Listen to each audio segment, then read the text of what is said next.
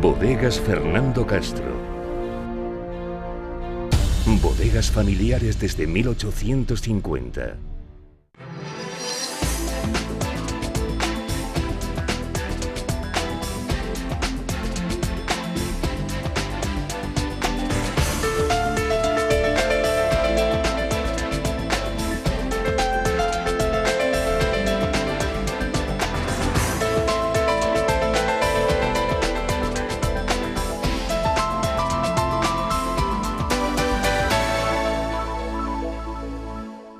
Saludos y bienvenidos a esta tertulia que estrenamos hoy, día 20 de noviembre de 2025.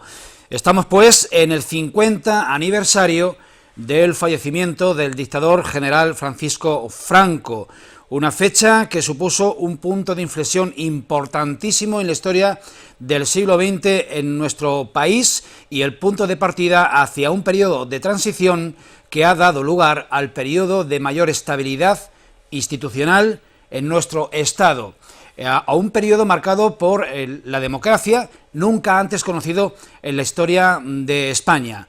Estamos también en vísperas de una conmemoración más del 25N, día en que se conmemora o se recuerda o se reflexiona en torno a la igualdad y a la violencia de género en la Jornada Mundial de Lucha contra la Violencia Machista. Van a ser los dos temas capitales, los dos temas centrales tratados en esta tertulia que, como digo, iniciamos con la efeméride, la conmemoración del 50 aniversario del fallecimiento del dictador Francisco Franco. Decíamos que fue el preludio de un periodo que tuvo como siguiente paso en 1977 el referéndum para la reforma política y fue a su vez la antesala para la aprobación de la Constitución Española de 1978, que dio, entre otros muchos resultados, uno de los principales, lugar a la España de las autonomías, de las 17 autonomías.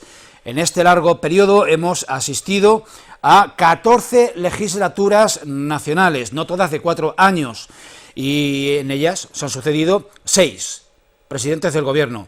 Si descendemos al ámbito autonómico, estamos en la 11ª legislatura y en ella se han sucedido 5 presidentes de la comunidad autónoma de Castilla-La Mancha, 4 hombres y una mujer.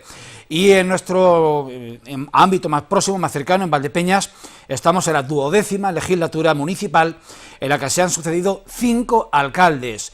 De ellos, uno ha estado en la mitad de este largo periodo de casi 50 años, porque la democracia llegó a los ayuntamientos en las primeras elecciones municipales, que fueron en 1979. Vamos a dar paso a un vídeo con los recuerdos de los valdepeñeros más veteranos que vivieron y tienen fresca en la mente, en la retina, ese 20 de noviembre de 1975. Y también vamos a hablar con un valdepeñero que hoy cumple 50 años, es decir, nació coincidiendo con la comunicación oficial de la muerte de general Franco.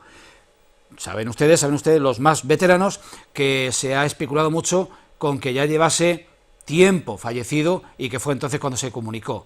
Vamos con esos vídeos.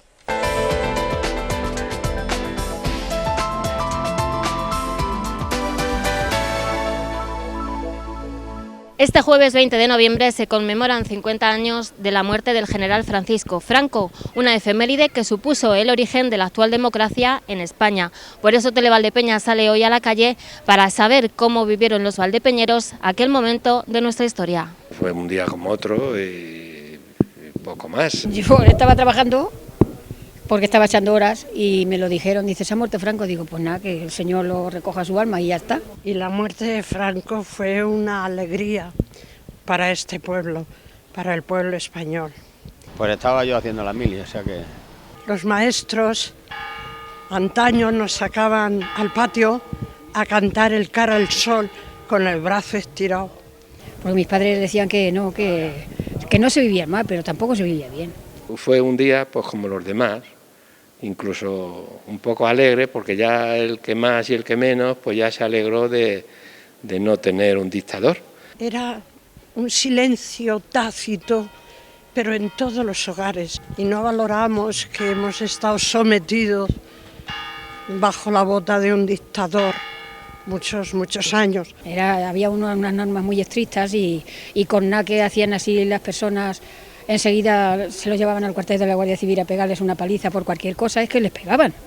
Los jóvenes desconocen la realidad de este país. A ver si ya la democracia era mejor, porque no lo sabíamos, no sabíamos lo que era la democracia, ni votar, ni nada, no sabíamos nada, estábamos totalmente ignorantes. Pero no nos damos cuenta que no hemos explicado una realidad vivida en este país.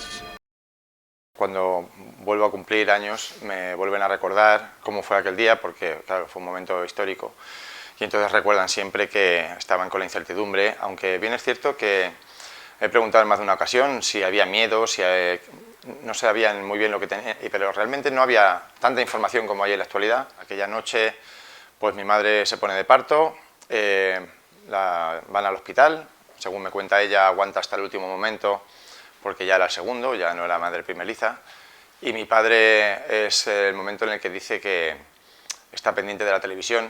Le dijeron que había nacido yo y justo a continuación que había muerto Franco. Yo siempre he comentado como anécdota que puedo decir que he vivido unas horas en la dictadura.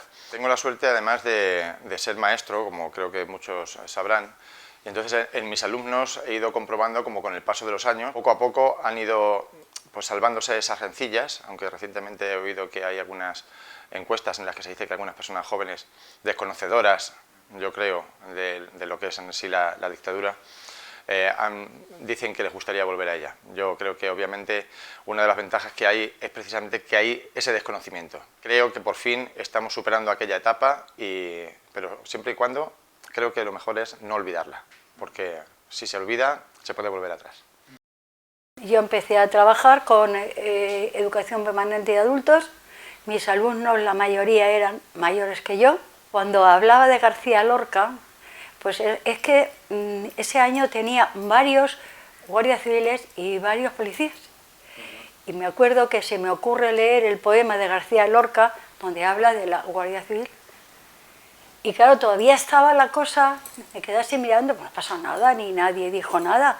Pero sí estaba la cosilla esa de esa falta de libertad que, gracias a Dios, se está notando. Y vamos, porque ahí dicen que murió a las 4:30, Franco, otros que a las 5, otro que... Realmente es que no sabemos ni a la hora ni cuándo, pero bueno, ahí queda. Por cierto, se portó tan bien Óscar que me pude leer un libro de Álvaro de la Iglesia mientras estaba allí. Yo creo que sí que ha sido para bien, ha evolucionado lento, desde luego. Luego también, según la implicación de cada maestro, de cada profesor, hemos avanzado en libertad, aunque ha habido altibajos, como todos sabemos, porque acordaos el 23F y otra serie de acontecimientos que iban posteriores, sí, terrorismo, pero bueno, ahí vamos. Y que no volvamos para atrás. Pues yo tenía 15 años y recuerdo que iba yo, entonces estaba en la escuela de maestría, que es como se le llamaba entonces, íbamos para clase y por la avenida de los estudiantes, no sé quién nos dijo volveros porque ya no hay clase porque ha muerto Franco. Y estar viendo en la tele, pues eso, cuando Arias Navarro dijo que se había muerto, esa imagen sí que la tengo. Muy poco tiempo después te convertirías en la primera afiliada militante de las Juventudes Socialistas de Valdepeñas. Eso es, así es. ¿Pero ese sentimiento tú no lo tenías ya en tu adolescencia? Yo en mi adolescencia no, es que no se hablaba de política. Yo no oía a nadie hablar alrededor mío de política. Yo creo que ha evolucionado bastante, y sobre todo para las mujeres. No hemos llegado donde teníamos que llegar, pero hombre, hay una diferencia abismal entonces. Es verdad, yo me casé muy joven y la libertad que tenemos ahora, la libertad que ha tenido mi hija, hablo por mujer, a la que teníamos nosotros, no es lo mismo. Dando testimonio de lo que pasaba entonces y escuchando sobre todo a las personas mayores y leyendo lo que ocurrió.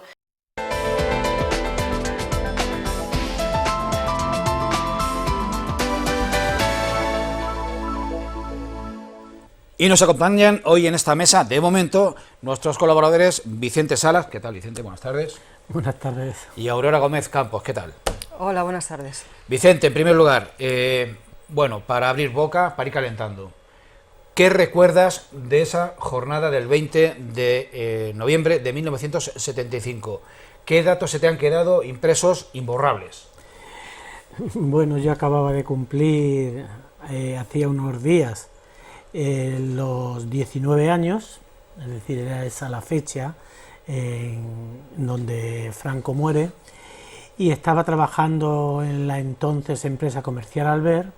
Estábamos en Ciudad Real y en el camino viniendo de Ciudad Real ya se nos venía diciendo por la radio, lógicamente ya estábamos mucha gente preveyendo qué es lo que pasaba, además aún con aquellas ideas, si es que ya había muerto, si no había muerto, si estaba por morir, etcétera. Y entonces, bueno, al llegar a la empresa, encontrarnos todos los compañeros, entonces éramos un buen grupo de más de 51 personas, y entonces pues pudimos ver, bueno, cada uno opinaba lo que daba. Lo que sí que es cierto que con los amigos más íntimos, 4 que nos reuníamos, sí que estábamos oyendo en París Libre, es decir, la radio en aquel entonces, a pesar de que nunca he sido político, ¿no? ni lo he sido ni lo soy, pero tenemos conciencia política, y la verdad es que sí que asustó un poco de pensar qué es lo que iba a pasar. Me quedaban apenas un año para poder ir al servicio militar, y en donde, bueno, pues ya también nos dimos cuenta de que no vine al permiso de jura, sencillamente por las elecciones, etcétera. Y bueno, y luego ya, por supuesto, hay toda una experiencia, pero lo que queda claro es que sí que al llegar ya hacia casa y yendo yo solo después de los comentarios, yo tenía cierto recelo, ¿qué es lo que pasaría con la muerte del general? Aurora, tus recuerdos de esa fecha de hace 50 años tienen que coincidir en gran medida con los míos, porque estábamos bajo el mismo techo. Pues los recuerdos son de una niña de 10 años, o sea, recuerdos bastante puros y quizá pues de los mejores en todos los sentidos. Yo recuerdo que eran unos días en que la televisión y la radio ponían marchas militares. Nos inflamos a oír marchas militares, eso era el sonido que yo recuerdo. Y también recuerdo las filas, la televisión, en los noticiarios en los que aparecían las filas, la fila tan enorme que se hizo en Madrid, en la Plaza de Oriente, para ir a ver al féretro, al dictador en el ataúd. Pasaron muchísimo frío, pues el frío que hace en noviembre, sobre todo en noviembre del año 75, sospecho que hacía más frío que ahora. Pero pasaron muchísimo frío ahí esperando y bueno... y también coincido contigo, Vicente, en que lo que yo sí que percibía como niña era el miedo y la incertidumbre. Había mucho miedo, mucha incertidumbre, porque claro, era como si un país estuviera infantilizado. España estaba aniñada, por así decirlo, entre comillas, ¿vale? ¿Por qué? Porque si alguien se comporta de forma paternalista y salvador, Franco hacía de salvador de la patria, ejercía de eso, el país o la nación o su pueblo se infantiliza, eso es psicología colectiva pura y dura. Entonces, ante un pueblo infantilizado que necesita un padre y un salvador que se le muere, pues la gente estaba un poquito, pues eso, con incertidumbres y con miedos. También tenían miedo de que viniera el diablo con el rabo, los cuernos, el tenedor, un horquillo, porque iban a venir los rojos y nos iban a pasar muchísimas cosas, nos íbamos a arder en el infierno de cabeza, y esto iba a ser una república, cosa horrible que fuera una república. A ver por qué, a mí me hubiera gustado que fuera una república, pero bueno. Pero entonces no lo preveías que pudiera ser una república. No, yo con 10 años no preveía nada. Es la pureza de la edad. Yo que iba a prever con 10 años. Y de todas formas, teniendo en cuenta una cosa, es que nosotros, los de mi quinta, los de los 19 años, y por supuesto los más jovencillos y algunos más mayores, no habíamos vivido la dictadura, estábamos viviendo una dicta blanda. En este caso, quiero decir, era más el miedo que nos inculcaban un poco los padres, que sí que habían sufrido las consecuencias de la guerra y de la posguerra.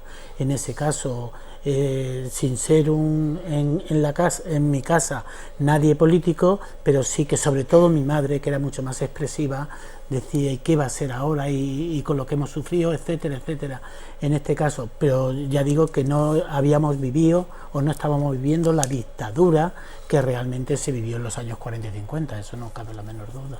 A ver, yo lo que sí que me ha costado muchos años entender es a la generación de mis padres. Mis padres nacieron en el año 32 y 33. Toda aquella generación que nacieron antes o durante la guerra no conocieron otra cosa salvo el nacionalcatolicismo. No supieron qué era la libertad, no supieron lo que era el libre pensamiento, no supieron lo que era Europa. No eran ni conscientes de que estaban en una dictadura. Y yo me pongo, con un ejercicio de empatía, quiero ponerme en la piel de ellos y entender que desde niños les están enseñando que ese señor es el que manda y que todo lo demás es horrible y que todo lo demás es que produce muchísimo miedo y es muy malo. De repente este señor se muere y claro, que ya estaba bien, ¿no? ya iba siendo el momento. Bien, pues este señor se muere y viene algo completamente nuevo que les hace ser conscientes y que les dice, oye, todo lo que os han enseñado hasta ahora es mentira. Todo lo que os han dicho de que la mujer tiene que estar en su casa y ser una ama de casa estupenda es mentira. Os han engañado.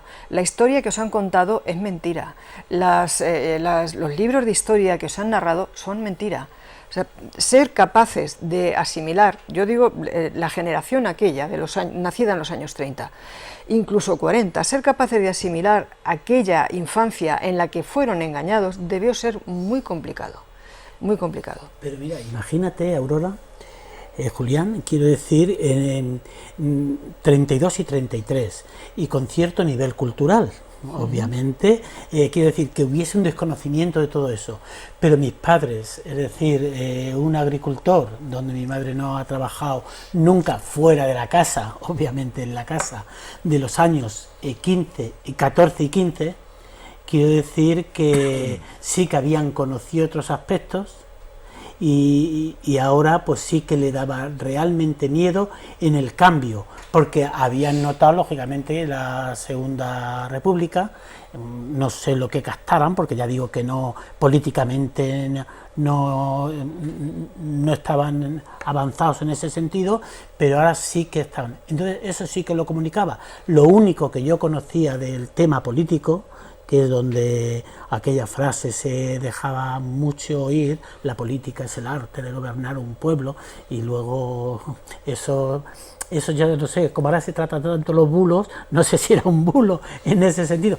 pero lo que quiero decir que sí que lo que estábamos escuchando desde París, los 4 amigos que nos juntábamos en la casa, nos íbamos a los lunes por la noche y con un chorito en la brasa nos lo tomábamos y podíamos escuchar aquello. Entonces había como que estábamos oyendo algo desde fuera, que también era algo cortico, no daba para más, pero también el miedo de la familia, y sobre todo, ya digo, mi madre sí que lo comentaba, y lo comentaba mucho. Mi padre se limitaba a decir, no sé, también unas frases en las que decía,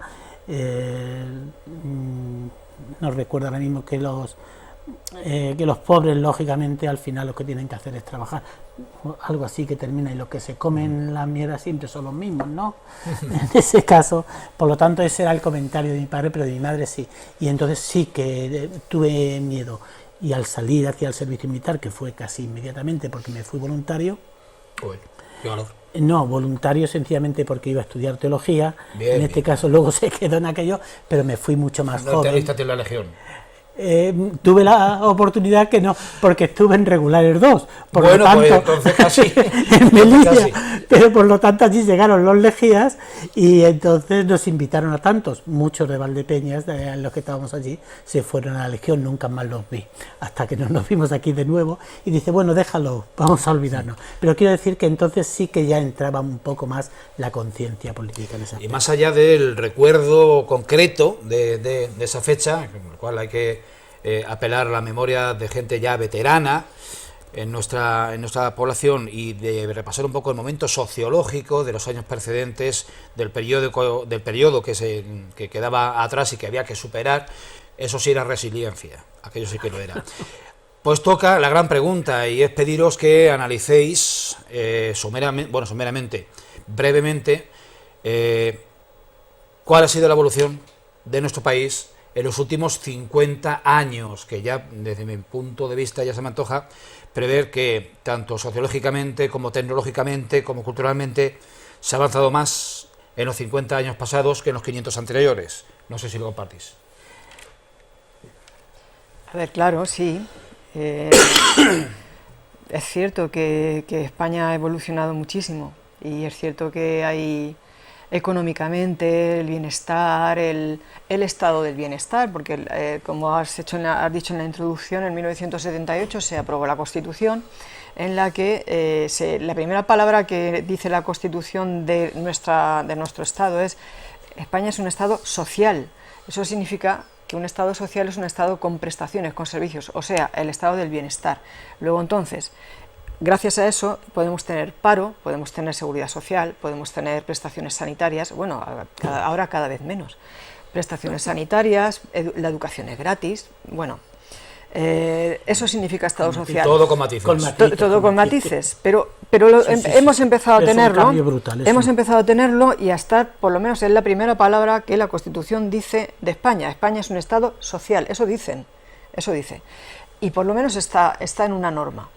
¿Que España ha cambiado? Por supuesto, en aquellos años vino el tópico este de que estábamos en una España blanco y negro y que se volvió en color. Pues es cierto, es que era cierto.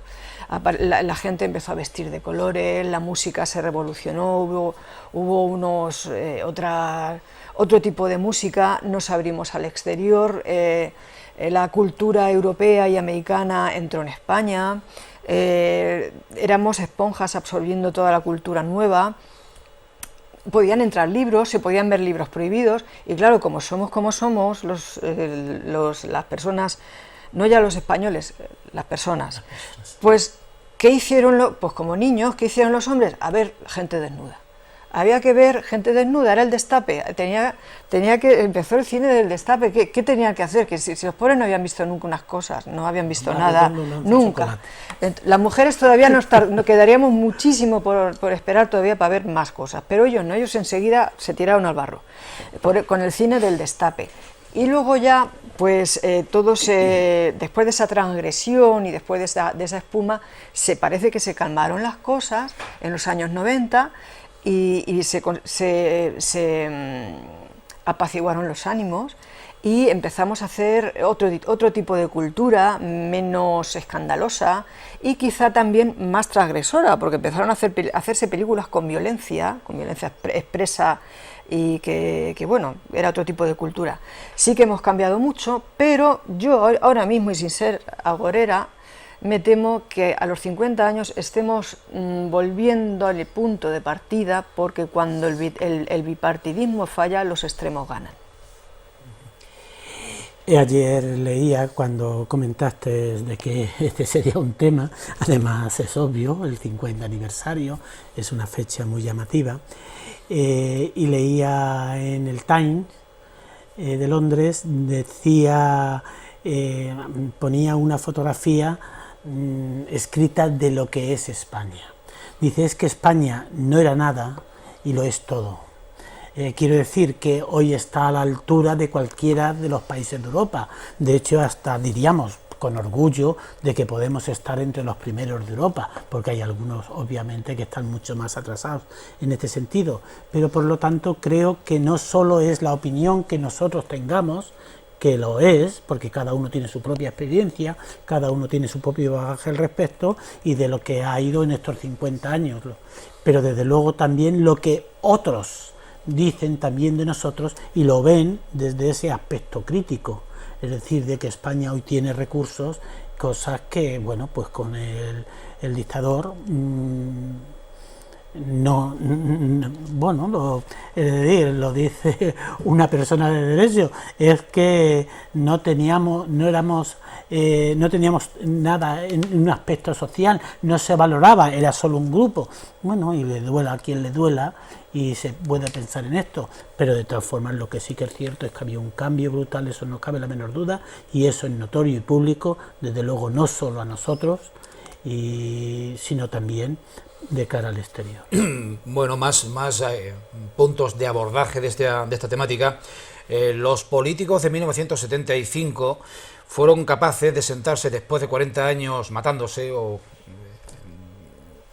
unos a otros situándose en extremos muy apartados y muy radicalizados, fueron capaces de sentarse Manuel Fraga con Santiago Carrillo, con Dolores Ibarruri, y pactar con otros muchos también dentro de ese espectro. Fueron capaces, concretamente, ¿no? Fueron capaces sí, Jordi Soler Tura era otro, Miquel Roca, en fin, pero los que te he dicho antes, quizá que no fueron padres de la Constitución, pero sí que negociaron políticamente.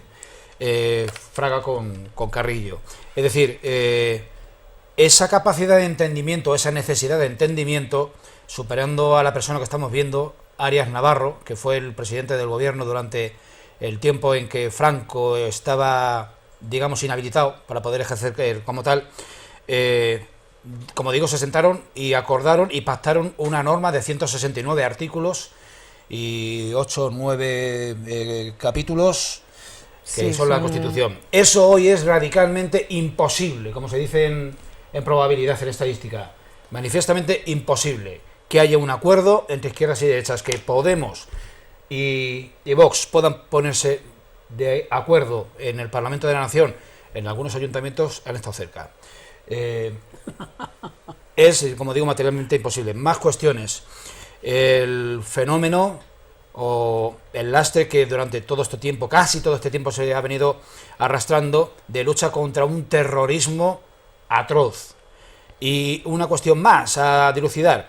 En este medio siglo, España se ha articulado gracias a la descentralización del Estado en las 17 comunidades autónomas. Yo en esto sí que quiero aportar un dato. Uno de los artículos más complicados y que más controversia generó en la Constitución fue el artículo 2, en el que se reconocen la autonomía de las nacionalidades y regiones que le integran, y el término, la palabra nacionalidades. O sea, España eran regiones, la derecha decía que España está constituida por regiones, la izquierda decía que España está constituida por naciones, ¿vale? Entonces, el País Vasco, Cataluña, Galicia, querían que se les reconociera como naciones. Entonces vino Miquel Roca y se inventó nacionalidades. España se constituye como un Estado autonómico que reconoce la autonomía de las regiones y de las nacionalidades que le integran. Eso es el artículo 2 de la Constitución. Lo de nacionalidades fue un invento de Miguel Roca para poder pactar la Constitución y poder continuar hacia adelante, porque se enquistaron ahí. El resto, a ver, el articulado todo es pactado. Siempre en el artículo 128, donde se regula la libertad de empresa, primero dice que la libertad de empresa, pero luego reconoce la planificación de la economía por parte del Estado, la intervención económica. O sea, todo es una de cal y otra de arena en aquella Constitución. Eso ha traído que esa Constitución sea muy elástica para que todos los partidos que tú has estado comentando antes en todas las legislaturas hayan podido gobernar con más o menos comodidad. El problema es que ahora la Constitución está devaluada. ¿Por qué? Porque, a mi corto entender, se la ha apropiado el centro-derecha. La Constitución no es de centro-derecha, la Constitución es de todo el país y toda la nación. Y nación no es un término de derechas, nación es un término político normal y corriente. El problema está en que ahora no estamos en una Constitución, no estamos en el ámbito político de una Constitución, sino en un mercadillo. Estamos en un mercadillo político donde, por ejemplo, esta mañana estábamos en una sesión de control donde los políticos no nos hablaban a nosotros, los ciudadanos, sino que hablaban entre ellos. Bueno, lo de hablar es un decir, ¿no? Es por ser muy dulce. Por eso, en el talante de pacto y de consenso que tú que estabas comentando, entiendo que no. qué Claro, envidia más sana, claro. es decir, parece que no podemos enumerar ni hacer mención de aquellas cosas antiguas, pues esas sí que es digno de tener en cuenta. Claro, Aquellos sí. perdona que te interrumpa, el hecho de que ese Santiago Carrillo se quitara su peluca, se dejara llamar Isidoro, caminara por Madrid tranquilamente, el hecho de que esa señora pasionaria, esa Dolores, pudiera llegar a España en su avión y dijera, porque claro, yo recuerdo que la pasionaria se le criticaba mucho aquello de decir hijos sin marido, ¿no? Pero qué inconveniente hay, no lo entiendo. O sea, pero había un problema grave con esa señora. Entonces, ahora, gracias a Dios y gracias a la providencia, no existen esos problemas. Me vais y no me voy a privar de hacer el comentario porque se sale un poquito de la temática, pero no tanto si se mira con cierta perspectiva. Voy al comentario tuyo de que a cualquier cosa le llamamos hablar en el Parlamento. Y viene al hilo de que recientemente leía y veía un vídeo en internet sobre el asesinato de José Calvo Sotelo. José Calvo Sotelo era en la República, en el estado en la Segunda República, cercano ya a la sublevación de Franco, pues era el jefe de la oposición. Indalicia Prieto creo que presidía el gobierno, y este hombre, en una sesión de control al gobierno similares a las que se llevan a cabo ahora cada semana o cada quincena, pues lanzó una serie de acusaciones y de críticas muy potentes hacia el gobierno. Dicen que José Terradellas, que luego fue presidente de la Generalitat, cuando retornó a España en 1977, señaló a la pasionaria, a Dolores Ibarruri, en el sentido de que nada más decir esas palabras José Calvo Sotelo, ella dijo que estaba a su lado, este hombre ha hablado por última vez. Y efectivamente, en cuestión de 15 días, un guardaespaldas conductor del presidente del gobierno, junto con varias personas más, en un camión, fueron a la vivienda de José Calvo Sotelo, lo sacaron de allí, lo subieron en el camión, le pegaron 2 tiros en la cabeza. Pensaros ese mismo episodio trasladado a la actualidad. Que alguien cercano a Pedro Sánchez le pega 2 tiros en la cabeza a Núñez Feijóo. Me da yuyu, pero la propuesta que haces. El meollo de esta reflexión y de este ejercicio de recuerdo va en el sentido de que las palabras que le dirigió Calvo Sotelo al gobierno y que se tacharon de feroces y que le costaron la vida, se quedan en mantillas con lo que hoy en día se lanzan el presidente del gobierno y el jefe de la oposición y los portavoces de los demás grupos políticos. O sea, el discurso, la dialéctica se ha embrutecido y se ha envilecido y deja en mantillas. No encuentro otro símil mejor para calificar que aquellas relaciones que dieron lugar a el contexto histórico, el contexto político del momento que dio lugar a la sublevación contra el régimen legal y democráticamente establecido de la Segunda República Española. Vamos... Con ello lo dices para después de esta diatriba, vamos a dar paso al descanso, porque después vamos a hablar ya no del 20N, sino del 25N. Vamos a hablar y vamos a ver datos territoriales de nuestra provincia relacionados con violencia machista, con casos de violencia de género denunciados en los juzgados, en los distintos partidos judiciales de la provincia de Ciudad Real. Tema también, la próxima semana, el 25N, va a haber unos actos conmemorativos en todo el país, en todos los municipios, en nuestro, por supuesto, también, como viene siendo habitual, y vamos a ver, a tratar de analizar esos datos que, si bien es cierto que se van reduciendo muy sensiblemente de año tras año, las cifras siguen siendo absolutamente insoportables. No se vayan, sigan con nosotros. Bodegas Fernando Castro. Bodegas familiares desde 1850.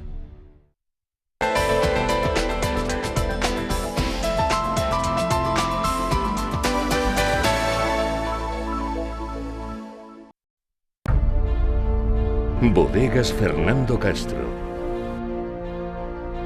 Bodegas familiares desde 1850.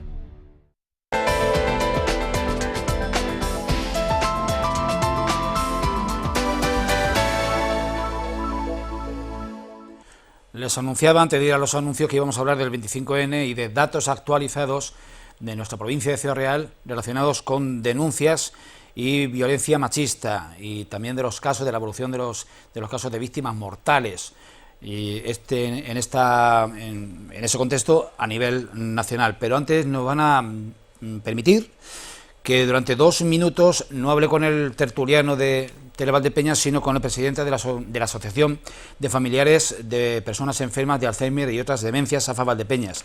Vicente, habéis asistido en la asociación al Congreso Nacional de Alzheimer, y también en el mismo foro se ha desarrollado el Congreso Iberoamericano de la Enfermedad de Alzheimer en Ibiza, en una de las capitales del archipiélago balear. ¿Qué nos puedes decir de ese congreso que ha llevado por título Rompiendo Fronteras? ¿Qué fronteras se trataban de romper o de certificar? Se está intentando romper tantas cosas sobre el tema del Alzheimer, pero el tema del cerebro no está fácil, no se introduce. Bien, ese es el 11º congreso, y solo una asociación de España ha estado en los 11 congresos, AFA Valdepeñas. Las demás asociaciones han faltado en algún momento, pero AFA Valdepeñas, con ello que lo que pretendemos, lógicamente, es tener la mayor información posible sobre el tema del Alzheimer. Es decir, si seguimos existiendo en Valdepeñas es justamente por eso, porque queremos conocer, estamos como las esponjas abiertos a todo lo que hay para poder también poder hacerlo posible, bueno, pues que las personas con la enfermedad, sus familiares, pues por lo menos conozcamos todos los recursos que se pueden ofertar. También ha sido el 15º Congreso Iberoamericano, y con ello han venido 15 países de Iberoamérica, y bueno, siempre que hablamos de comparativa tenemos que decir, España está en Europa, Iberoamérica está en otro punto del planeta, y en el tema del Alzheimer está a años luz de España, de Europa. En este sentido, la verdad es que Noemí iba por un sitio, a los talleres, yo iba por otro. Yo he estado mucho más en lo de Iberoamérica, y aún gente, pero con conocimiento, con cultura, con sapiencia y demás, pero lógicamente tenía que decir. Concretamente había una doctora que, hablando en Argentina, todavía el 87% de la población piensa que las demencias, o la demencia de tipo Alzheimer o de cualquier otro tipo de demencia, es algo natural, es algo normal con la vejez de una población que no va más allá de los 70 y tantos años. Quiero decir que si es algo normal, bueno, es un desconocimiento de verdad absoluto, y ellos mismos lamentaban, y por eso decían, comentarnos todos y que podáis ayudarnos, porque puedan. Vino gente latinoamericana, lógicamente, pero aún estando en Estados Unidos, y también Estados Unidos tampoco es que esté a la primera en tantas cosas. Estamos viendo desde luego los cambios políticos y demás, por lo tanto se están basando en los dos, ahora mismo, después de 21 años, en los dos medicamentos que Europa ya ha aprobado y que podrían entrar también en España en cualquier momento. Y bueno, aún así pues nos quedamos cortos, pero vamos, decía uno de los enfermos del panel de expertos, es decir, de personas con la enfermedad que están yendo a los distintos ministerios, reivindicando lógicamente en primera persona, porque ellos son enfermos, pero tienen capacidad para ello, y están diciendo, bueno, solo va a ser para un 31% de las personas que están en un primero o segundo estadio. Y claro, nos quedábamos boquiabiertos diciendo, con un 31%, ¿qué es lo que hacemos? Y dice, de 0 a un 31% es mucho. Y lo estaban diciendo gente que está sufriendo las consecuencias. Quiero decir, los demás somos familiares de momento, pero ellos son enfermos. Por lo tanto, lo que se está pretendiendo es conseguirlo todo para que sea algo que quede crónico y, bueno, tratarlo como tal. Vicente, los medios diagnósticos que estamos conociendo y que permiten que muchos años antes de una persona serle diagnosticada la enfermedad se le pueda presagiar y se le pueda prever, cómo influyen de manera paliativa para que el desarrollo de la enfermedad, llegado un momento, no sea tan brutal? Bien, los especialistas, sí, europeos y españoles, en este sentido, sí que han dado aspectos positivos y han dicho, en muy poco tiempo, de hecho, en algunos lugares ya están haciendo pruebas con ellos, pero lógicamente está hablando de un tiempo corto en la medicina y en la investigación. Hablar de un tiempo de 5 años es relativamente poco.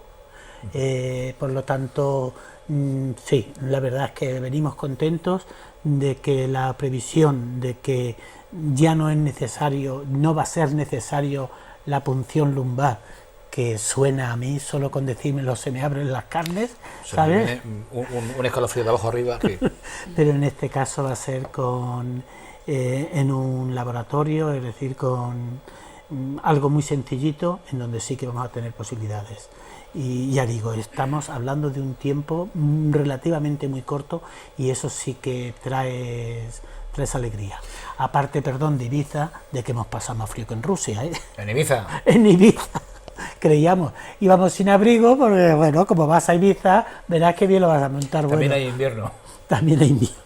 Pues trataremos, bueno, de hecho lo haremos en nuestros servicios informativos, dar cuenta, ampliar información sobre la asistencia de AFA Valdepeñas a este Congreso Nacional Internacional o Iberoamericano del Alzheimer de España, y vamos, si les parece, a reanudar la tertulia y a hablar de datos de violencia de género, de víctimas mortales y de casos de denuncias en nuestro territorio más próximo. Les voy a dar una serie de datos. Bueno, como ustedes ya habrán escuchado en medios de comunicación nacionales, a día de hoy, 20 de noviembre, el número de mujeres asesinadas en España desde el 1 de enero de 2025 se eleva a 38.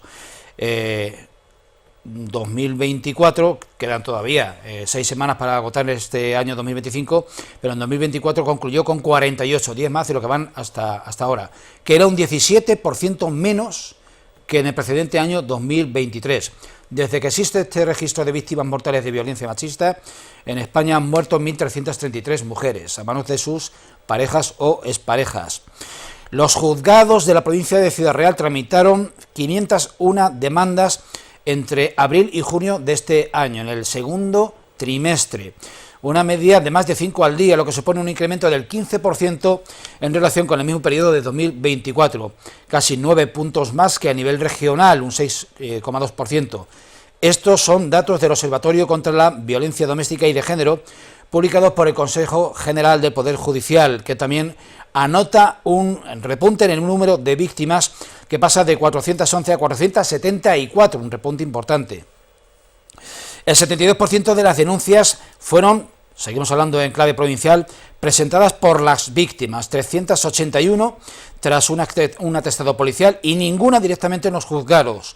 Solo el 6,1% de los casos intervinieron miembros del órgano familiar, mientras que en el resto tiene su origen en la intervención directa policial, 71. En partes de lesiones recibidos en el juzgado, 33, o por servicios asistenciales o terceras personas, solo 4. La tasa de víctimas de violencia de género por cada 100.000 mujeres fue de 16,6 por 100.000 en la provincia.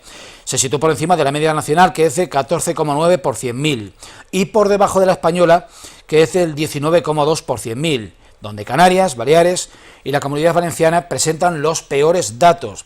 Ciudad Real Capital es el partido judicial en el que se tramitaron más denuncias por violencia machista de toda la provincia, prácticamente 3 de cada 10. Acumulan casi 300 en lo que va de año 2025, una media de 50 por mes.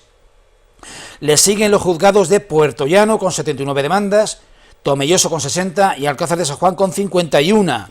Por debajo del medio centenar se encuentran los órganos judiciales de Valdepeñas con 44, Almagro 36, Daimiel 32, Manzanares 19 y Villanueva de los Infantes 12 y Almagro tan solo 3 casos. Según este registro del Consejo General del Poder Judicial, en medio año fueron 932 las mujeres que han sufrido la violencia machista en nuestra provincia.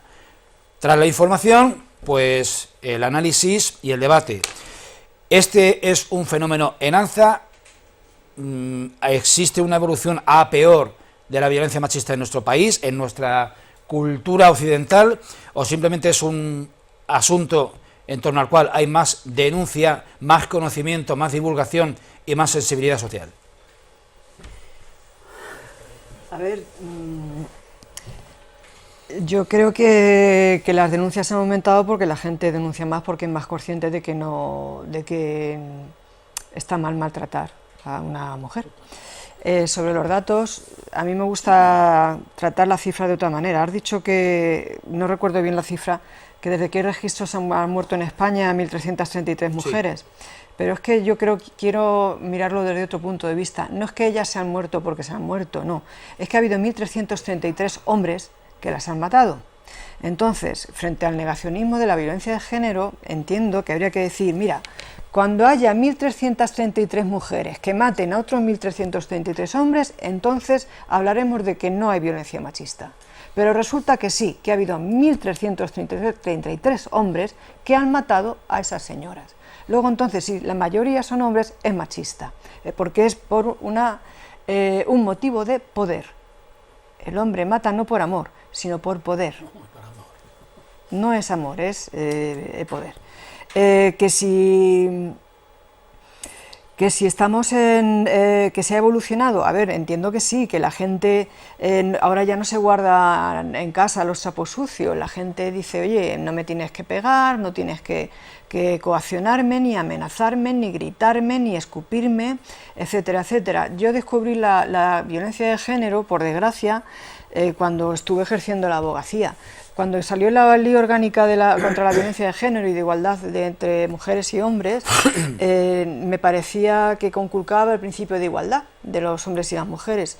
Y fue cuando todos los jueves en Valdepeñas, en el paseo de la estación, en los juzgados, teníamos los juicios de violencia de género. Como yo no era especialista en violencia de género, tenía que atender a los hombres que eran detenidos por violencia de género. Y no encontré un hombre que fuera consciente de que lo que había hecho era violencia.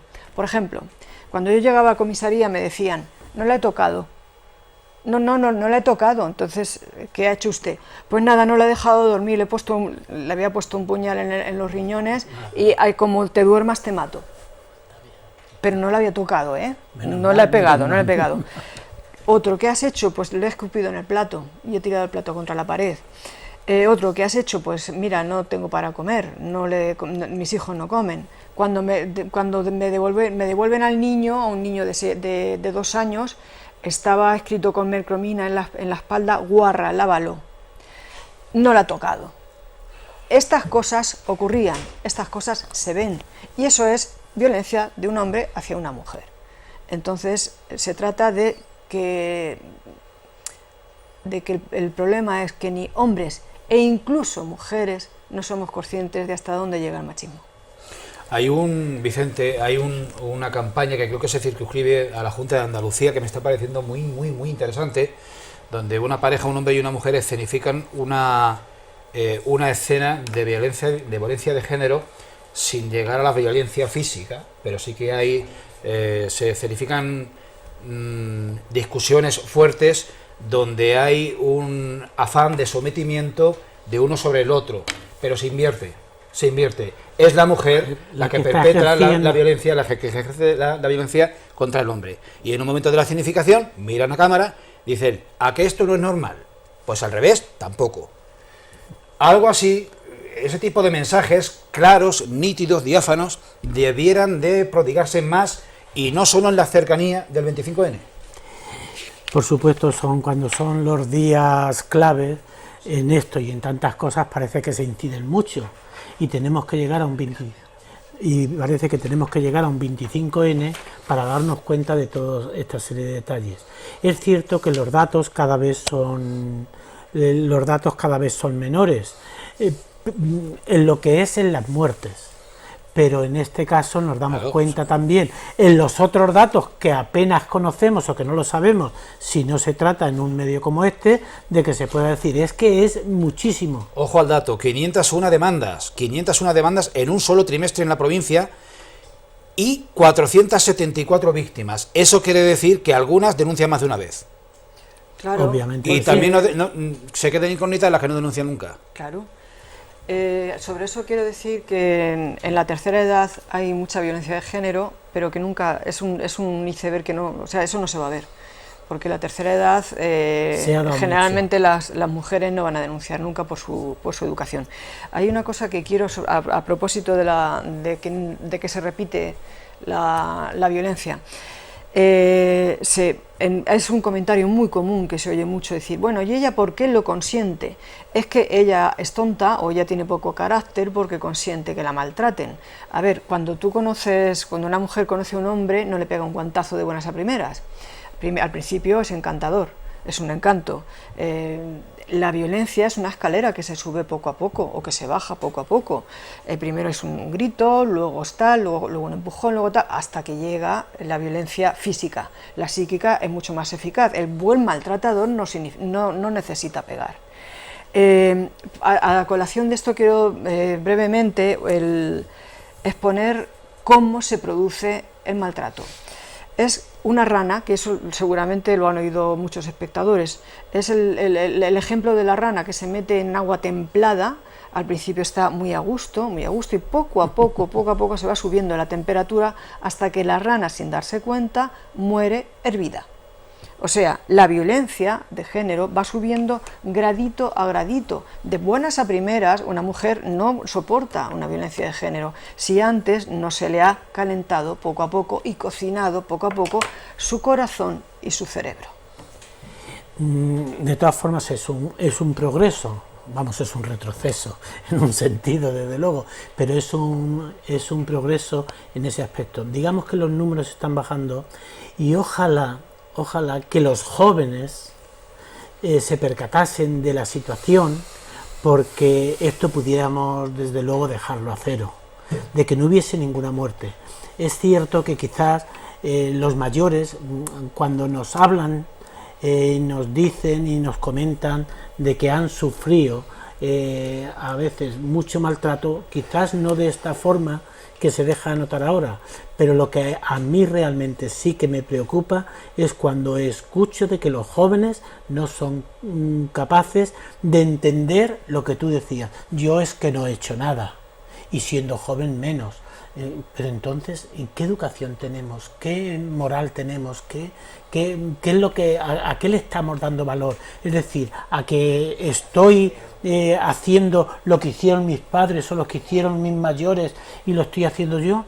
Eso sí que realmente me da miedo. Luego también, desde luego, hay una situación que está en la calle, que los sistemas quizás no están siendo tan efectivos como debieran, y alguna muerte también se podría desde luego evitar, lógicamente, con que eso funcionase. Eso está ahí, claro. Quien no conocemos, quien no estamos sufriendo en primera persona la situación, y Dios quiera, en este caso sí que los que lo están sufriendo sí que se percatan y inmediatamente se dan cuenta cuando encuentran a su maltratador, que está a escasos metros suyos, temiendo de que pueda hacer algo porque algo ha fallado, que es la pulsera, el biogen, ¿no? el sistema. Entonces la verdad es que entre unas cosas y otras, la verdad es que no estamos bajando tan ostensiblemente como dirá. Lo que es de muertes, sí, pero desde luego esos datos a mí me han puesto la carne de gallina, y soy pollo. Por lo tanto, lo de gallina es cierto. A ver, sobre todo esto yo creo que subyace una idea equivocada, y es la idea de que el feminismo es una ideología propia de izquierdas. No, el feminismo no es una ideología, no debería ser una ideología. Es como si dijéramos que hay que ser antiesclavista. A ver, ¿los negros necesitan decir, pues, un antiesclavista es una ideología de izquierdas? No, es que los negros no necesitan decir que son iguales que los blancos. Lo mismo que las mujeres, no deberíamos tener que estar todavía diciendo que mi palabra, mi bolsillo, mi criterio vale lo mismo que el de otro señor. Pues sí, todavía hay que decirlo. Todo sería mucho más fácil si la palabra feminismo se cambiara por respeto. Vamos a ver, un señor que habla mal a las mujeres o que no se dirige a ellas. Hay mucha gente, muchos hombres, yo lo vengo viendo toda mi vida, muchos hombres que al llegar a un sitio hay un hombre y una mujer y siempre se van a dirigir al hombre, nunca se dirigen a la mujer, y eso lo hacen muchos hombres. Solamente se trata de decir, ¿por qué no cambias la palabra feminismo por respeto? Respeto. Es que simplemente quizás se está politizando, es por claro, lo que es tú que no dices, se trata de politizar. que se pone en efecto, no es cuestión de politizarlo. ¿Me respetas o no me respetas? Si piensas que yo soy inferior a ti, pues mira, porque eres más fuerte, pues dedícate a levantar piedras, que es lo tuyo. Que es lo único que haría. En los cursos en los que voy a los colegios o algunos institutos y demás, o grupos también, sobre todo casi siempre en este tema, el tema femenino es prioritario con respecto a los hombres. En los cursos casi nunca me encuentro algún varón, siempre son mujeres, pero digo, y lo digo como lo siento, mirad, estáis aquí realmente quienes os interesáis por el tema, pero es que sois el 53% de la población española, es decir, sois más mujeres y además tenéis capacidad de sufrimiento que no lo tenemos ninguno. Quienes asumen el rol de cuidadoras. Sí, sí, pero y a la fuerza ahorcan, también por cuestión educacional, pero me dicen a mí, yo que soy muñoño, siempre muñoño, y siempre que estoy malucho algo, dice, tenías que tener un mes la regla, y vas a saber lo que vale un peine. ¿Entiendes? Quiero decir que en este caso la mujer tiene mucho más capacidad de sufrimiento y claro que parece aquí que el rol lo ha tenido que elegir también el del sufrimiento y de ser. No, la mujer está a la misma altura que puede estar el hombre. En cuestión de otras circunstancias, por supuesto, el hombre no da luz, la mujer sí, pero etcétera. Pero desde luego, respeto, me ha gustado mucho esa simpleza, que es tan simple como eso, pero mira. Para hacerlo más gráfico, yo estaba pensando, según lo estaba escuchando, hay que sustituir feminismo por respetismo. Valga generar la palabra martillazo para que se entienda mejor. Sí. Otro posible frente del tema. La violencia de género la combaten directamente las fuerzas y cuerpos de seguridad, sobre todo la Policía Nacional, que es que tiene competencias directas en este asunto. Los juzgados de violencia de género, los recursos sociales, los medios de comunicación, hay que decirlo, mi punto de vista es ese, están asumiendo, se están atribuyendo y ejerciendo un papel importante en conciencia social. Las grandes cadenas acompañan cada noticia sobre un nuevo caso de violencia de género con su propia campaña de rechazo. En los ayuntamientos políticamente también cunde esa política de divulgación, y a las entradas de los municipios, de los pequeños pueblos, siempre vemos ese mensaje de tal pueblo, San Carlos del Valle, la violencia. Stop contra la violencia de género. Pero otros fuentes de abordaje de los que cabe requerir una implicación plena, me refiero, familia y centros de educación, ¿están desde vuestro punto de vista al nivel que requiere la situación? No, la familia somos parcos, lógicamente parece que estamos casi, como diría un abogado, una abogada, lógicamente que somos, cuando haces lo mismo, en este sentido, o no das razón de lo que está pasando, eres, la palabra no me sale. Mimético. No, eres... ya te saldrá. Pero que quiero decir que a veces no estamos haciendo lo que realmente exigimos de los demás, lógicamente todos aquellos que has nombrado, pero quizás las familias a veces también dejamos que todo eso pase. No, esto es un momento, es una circunstancia. Me centro en la educación y en la familia, porque lo que hemos empezado comentando, es decir, sería un fenómeno anacrónico que cabría esperar simplemente el relevo generacional para que se extinguiera, porque es una cuestión que a personas de cierto rango de edad ya es imposible o ya es muy difícil reeducarles. Pero es que, claro, vemos la situación y los datos objetivos, contrastados, de que entre los más jóvenes hay un porcentaje altísimo, un 20%, que no reconocen la violencia de género y que ven perfectamente justificable que un adolescente, a su pareja adolescente, mujer, le controle los los mensajes del móvil, las redes sociales, cómo va vestida, cómo sale a la calle, etcétera, y que los celos son porque quieres más a tu pareja. Ese tipo de cosas que podíamos atribuir a un rango de edad de hace 40 años, nuestra edad, pues no, resulta que está emergiendo y que está volviendo a cundir. Eso es lo preocupante. Y ahora hay un efecto rebote o una falta de capacidad para llegar a los más jóvenes con esta temática. A ver, es que somos gregarios. Vamos a imaginar bueno, imaginarnos no, lo tenemos, es una colectividad, son gente joven que salen desde sus hogares, salen machistas, y entre ellos necesitan ser machistas, y el que se retrate de otra manera es rechazado por el grupo. Eso también es una forma de pertenencia. Luego, evidentemente, hay otro tipo de juventud donde pues hay un comportamiento normal, hay una mentalidad normal, y es una juventud silenciosa que está tirando hacia adelante de las ideologías, creando cosas nuevas. Pero sí que es cierto que las leyes de educación hechas a medida durante estos 50 años de democracia han traído una serie de gente que tienen la cultura suficiente para votar, que es lo que les hace falta a los partidos, gente que vote, fin, nada más.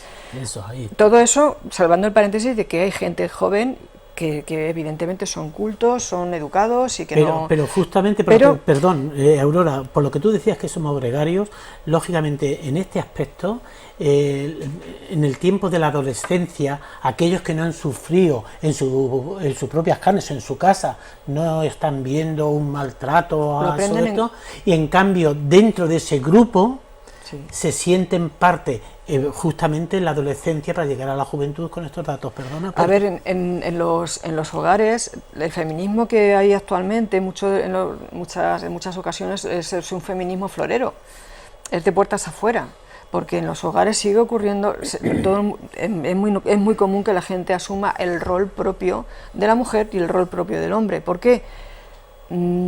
Porque es que es la zona de confort. Es que es más fácil hacer lo que ya sabes. O sea, lo hago en el sentido de empatía y de comprensión. Es más fácil para una mujer irse a la cocina, y es más fácil para un hombre hacer lo que sabe hacer.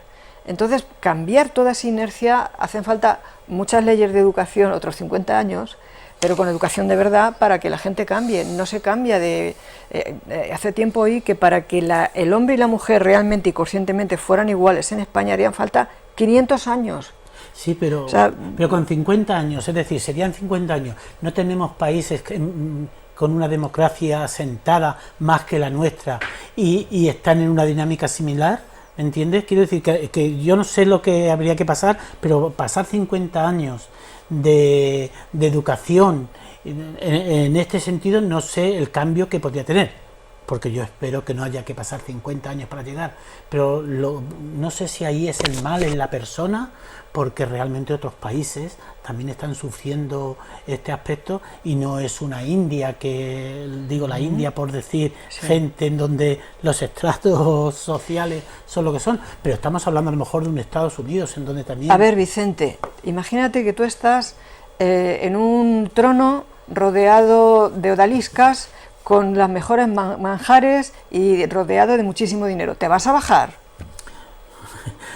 Yo diría que sí, pero me la has puesto a huevo. Pues eso, ¿cómo se van a bajar del trono del machismo? Pues no, porque se está muy bien, se está súper cómodo ahí.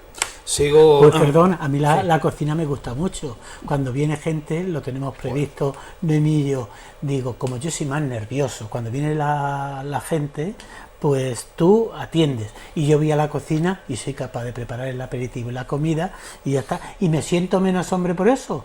Mi madre me educó desde luego a la cocina, y cuánto se lo agradezco. Yo soy de tu política, pero iba a comentar que es una idea muy difícil de expresar, porque es más fácil entenderla que... es más difícil de entender que de transmitir, y es complicada se presta mucho a que se te tome por donde no quieres que se te tome. Sí. Y es que no hay peor comportamiento machista que aquel que ejercen las propias mujeres. Efectivamente, sí. Porque es lo que más perpetúa la lacra y el problema. Claro, las mujeres somos yo me puedo incluir, también puedo tener conductas machistas, porque es lo que sabemos hacer. Es muy difícil salir de esa zona de confort. Y las propias mujeres niegan el maltrato, las propias mujeres dicen, ¿y por qué ella lo aguanta y por qué ella lo soporta? A raíz de lo que decías de las denuncias falsas, las propias mujeres dicen que hay muchas denuncias falsas, cuando a mí me parece que eso es tomar a la Policía Nacional por tonta. ¿Por qué? Y a los jueces por tontos, porque cuando llegan, hay un episodio de violencia de género y la policía llega a una casa donde acaba de ocurrir algo grave, quienes van son gente que conoce las circunstancias y son conocedores de las especificidades de la violencia de género y ven lo que ven, o sea, no son tontos. Entonces, si detienen a alguien, lo detienen porque les han engañado, a la policía les engañan 1333 veces, engañan a la policía. No, la Policía Nacional no es tonta. Cuando detiene a un señor por maltrato, lo detiene sabiendo lo que hace. Y cuando el juez o la jueza de violencia de género emite una orden de alejamiento, no es porque lo engañen, no los engañan, los jueces tampoco los engañan, no son tontos. Entonces, la denuncia falsa no es cierto. Puedo hacer una pregunta que se me ha suscitado aquí, y es una pregunta muy directa. Una persona que sabe de justicia o entiende de justicia, por lo menos con las leyes, una persona como tú, licenciada en Derecho, cuando ve al hombre, digo al hombre en este caso, podría ser al culpable, yo no he hecho nada, la ley tiene que defenderlo, ¿no? Pero tú, ¿cómo te sientes como persona? Porque te das cuenta de que es mentira, de que han hecho, de que si no lo han hecho tocando físicamente, lo han hecho psíquicamente, lo han hecho usando a los hijos. ¿Cómo te sientes? Digo, es una pregunta en algunos casos sentía repugnancia y en la mayoría de los casos, aunque suene fatal, sentía cierta empatía porque me daba cuenta de que no eran conscientes ni sabían hasta qué punto no podían hacer lo que hacían. Bueno, pues no parece mal punto y final para esta tertulia. Le vamos a emplazar ya dentro de una semana. Estaremos en vísperas pues de una conmemoración que, así dicho, pues puede parecer trivial, puede parecer muy de juegos florales, muy de segunda fila, muy de trapillo, pero creo que a mí, desde luego, me inspira pensamientos superiores. El Gobierno de Castilla-La Mancha, hacia el mes de julio de este pasado año, tomó una decisión, una iniciativa para promocionar un producto que es emblemático y que ha dado de comer durante muchas generaciones a muchas miles de familias de Castilla-La Mancha, que es la uva Airén. Y ha decretado que el día 30 de noviembre, San Andrés, cuando el vino nuevo viejo es, pues sea el día de la uva Airén en Castilla-La Mancha. Se han preparado pues algún programa de actos y actividades para promocionar el sentimiento y el afecto y como dicen hoy tanto los políticos, y a mí me da algo de urticaria la expresión, me lo confieso, poner en valor la uva Airén. Podrían sustituirlo por valorarla o darle valor, o en fin, hay términos bastante más lingüísticamente aceptables. Bueno, pues dar valor a un producto como es la uva Airén, que desde luego es el 40% de la producción de la vid en Castilla-La Mancha, la variedad predominante y la autóctona. Bueno, pues con ese sencillo mensaje nos quedamos. La semana que viene volveremos a hablar, porque lo tendremos muy reciente, de la conmemoración del Día contra la Violencia Machista. Repasaremos esos actos que se hayan hecho en nuestra población. Ya están algunos inminentemente, de hecho, durante las reposiciones, la última de las cuales es el próximo lunes de la semana que viene. Ustedes verán este programa el día previo al 25N, con lo cual ya estaremos también nosotros implicados en ello. Sin más dilación, dejamos aquí la tertulia, les saludamos, les emplazamos a la semana que viene, les mando el fuerte abrazo de siempre.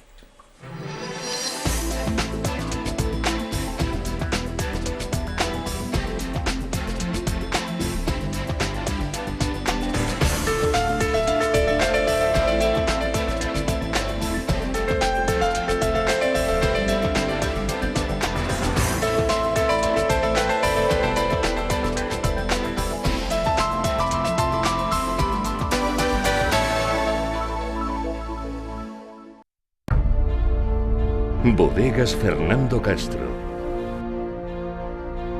Bodegas familiares desde 1850.